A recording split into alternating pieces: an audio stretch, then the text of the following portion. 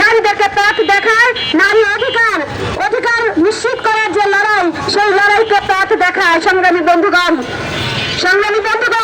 আমরা যদি দেখি যে আজকে কিভাবে শিশু থেকে বৃদ্ধা পর্যন্ত নিপীড়নের শিকার হচ্ছে, গত কয়েকদিনে আপনারা দেখেছেন পত্র পত্রিকা মিডিয়ার সামনে বসলেই কিভাবে 7 বছরের শিশু থেকে শুরু করে সেখানে নির্যাতনের শিকার হচ্ছে, ধর্ষণের শিকার হচ্ছে।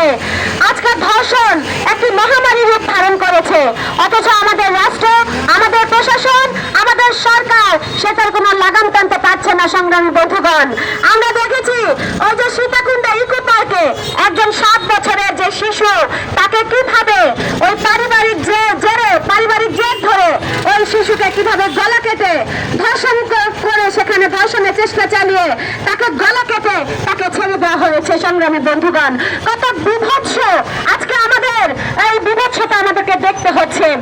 এই জায়গা থেকে আমরা দেখছি যে আজকে সেটার জন্য আইন শৃঙ্খলা বাহিনী এবং আমাদের প্রশাসন তারা কিন্তু খুব বেশি তৎপর নয়। এবং আমরা দেখেছি যে প্রায় ওই যে করোনা পরবর্তী সময়ে আমাদের দেশে যে নারী নির্যাতন নিপীড়নের ঘটনা ঘটেছে, যে মামলা হয়েছে, ধর্ষণের মামলা হয়েছে, সেই ধর্ষণের মামলার ক্ষেত্রে প্রায় 86টি মামলাই সেখানে আসামিরা জামিন পেয়ে যায়। তাহলে কিভাবে আজকে এই ধর্ষণ রোধ করবেন, কিভাবে আজকে নারী নির্যাতন নিপীড়ন সেটা রোধ করবেন? সংগ্রামী বন্ধুগণ, আমরা এই গত কয়েকদিনে আমরা যদি দেখি যে গত ফেব্রুয়ারি মাসে 263 জন নারী এবং শিশু ধর্ষণের শিকার হয়েছে।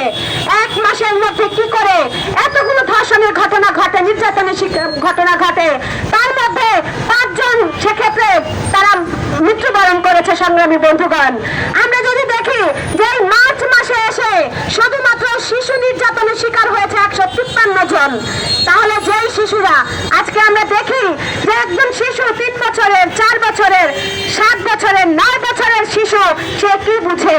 আজকে সেও কিন্তু আমাদের এই সমাজে কিন্তু নিরাপদ না। সে আজকে ঘরে নিরাপদ না, বাইরে নিরাপদ না, পার্কে নিরাপদ না, রাস্তায় নিরাপদ না। তাহলে আজকে কিভাবে তার পরিবার, তার মা, তার ওই শিশুটিকে স্কুলে সে দিয়ে আসবে? কিভাবে তাকে রাস্তায় ছাড়বে? কিভাবে সে খেলার মাঠে খেলাধুলা করবে? সংগ্রামী বন্ধুগণ, তাই আমরা বলতে চাই যে আজকে এই 8ই মার্চে যেই নারী মর্যাদা প্রতিষ্ঠার জন্য, নারী অধিকার প্রতিষ্ঠার জন্য সেই দিন সেই আমেরিকার রাজপথে আমাদের নারী শ্রমিকরা নেমেছিল, আজকে যদি আমরা দেখি সেই নারীর যে মর্যাদা, নারীর যে অধিকার, নারীর যে মর্যাদা রাষ্ট্রের দেওয়ার দরকার ছিল, সেটা কিন্তু এখনো পর্যন্ত প্রতিষ্ঠিত হয় নাই। আমরা যদি দেখি আজকে এখনো পর্যন্ত গার্মেন্টসগুলিতে কিভাবে নারীদের সেখানে নিপীড়নের শিকার হতে হয়, যৌন নিপীড়নের শিকার সেখানে হতে হয়। সংগ্রামী বন্ধুগণ, তাই আমরা বলতে চাই যে 8ই মার্চ যে নারীরা পথ দেখিয়ে গিয়েছিলেন, যে অধিকার প্রতিষ্ঠার জন্য তারা লড়াই করেছিলেন, সেই লড়াই আজও অব্যাহত আছে। সেই লড়াইয়ের অংশ হিসেবেই আজকে আমরা সমাজতান্ত্রিক মহিলা ফোরাম আমরা এখানে দাঁড়িয়েছি। আমরা বলতে চাই সকল যে নিপীড়ন, নির্যাতন, আজকে ধর্ষণ, তার সাথে যারা যুক্ত তাদেরকে অনতিবিলম্বে গ্রেপ্তার করতে হবে, গ্রেপ্তার করে বিচারের আওতায় আনতে হবে।